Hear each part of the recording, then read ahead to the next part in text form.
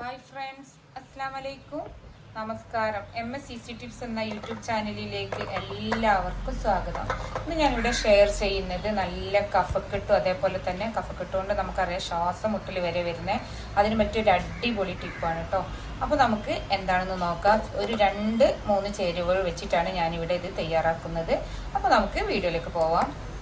അപ്പോൾ അതിന് വേണ്ടിയിട്ട് ഞാനൊരു കഷ്ണം ഇഞ്ചി നല്ല കഴുകിയൊക്കെ വൃത്തിയാക്കി എടുത്തിട്ടുണ്ട്. ഇത്ര വലിപ്പമുള്ളൊരു ഇഞ്ചിൻ്റെ കഷ്ണം മതി കേട്ടോ. പിന്നെ വെളുത്തുള്ളിയാണ് നമുക്ക് കുറച്ച് കൂടുതൽ വേണ്ടത്. വെളുത്തുള്ളി ഒരു 10 ചുളോളം എടുത്തിട്ടുണ്ട് കേട്ടോ. ചുവന്നുള്ളി കേട്ടോ.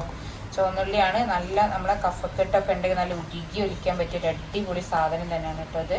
അപ്പോൾ നമുക്ക് ഇത് രണ്ടും കൂടി നമ്മൾ എന്ത് ചെയ്യാം, ചതച്ച് നീരെടുക്കണം ആദ്യം. എന്നിട്ട് നമുക്ക് അതിലൊരു ഇൻഗ്രീഡിയൻറ്റും കൂടി ചേർക്കും കേട്ടോ, കഫം ഉരുകി പോകാനോ അതേപോലെ ശ്വാസം മുട്ടൊക്കെ പോകാൻ പറ്റിയ.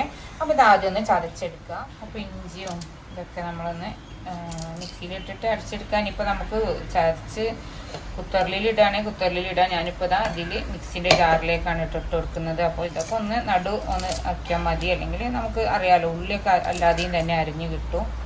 പെട്ടെന്ന് അരിയാൻ വേണ്ടിയിട്ട് ജസ്റ്റ് ഒന്നിങ്ങനെ നടു കീറി കൊടുക്കുക.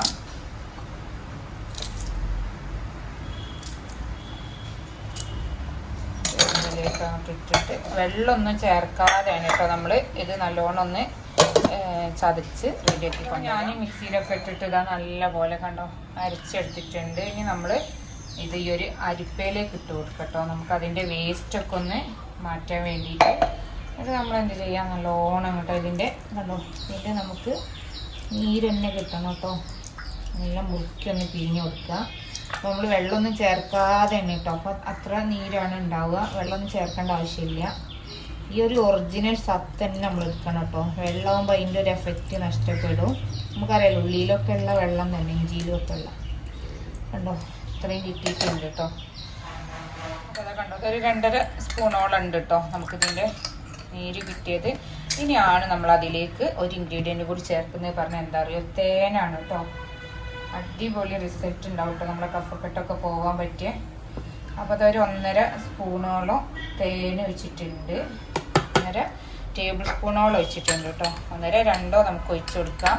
അത് നല്ലോണം ഒന്ന് മിക്സ് ചെയ്തിട്ട് നമ്മൾ എന്ത് ചെയ്യാം, നമ്മൾ കുടിക്കുക. പക്ഷേ ഇതെങ്ങനെ അറിയോ, നമുക്ക് രാവിലെയും കുടിക്കുക, അതേപോലെ തന്നെ വൈകിട്ടും കുടിക്കട്ടോ. അങ്ങനെ 2 നമുക്കറിയാം, കഫക്കെട്ടും ഇതൊക്കെ രാവിലെയാണ് നല്ലോണം ഏറുന്നൊരു ടൈം. അതേപോലെ തന്നെ വൈകുന്നേരം ആയാലും ഈ കഫക്കൊണ്ട് നല്ല വലിവും നല്ല ശ്വാസമുട്ടലൊക്കെ ഉള്ളവർക്ക് നല്ലൊരു എഫക്റ്റ് ചെയ്യും കേട്ടോ അത് കുടിച്ചാൽ.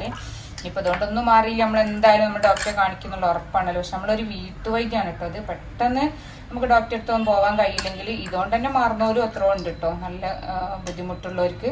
അപ്പോൾ ഇതൊന്ന് ചെയ്ത് നോക്കാം കേട്ടോ, കിഡിലെ റിസൾട്ട് തന്നെ ഉണ്ടാകും. അപ്പോൾ ഈ ഒരു വീഡിയോ നിങ്ങൾക്ക് ഇഷ്ടമായിട്ടുണ്ടാകുമെന്ന് കരുതുന്നു. ഇഷ്ടമായിട്ടുണ്ടെങ്കിൽ ഒന്ന് ലൈക്ക് ചെയ്യാനും ഷെയർ ചെയ്യാനൊന്നും മറക്കരുത് കേട്ടോ.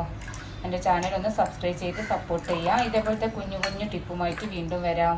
അപ്പോൾ ഫ്രണ്ട്സ്, താങ്ക്സ് ഫോർ വാച്ചിങ്.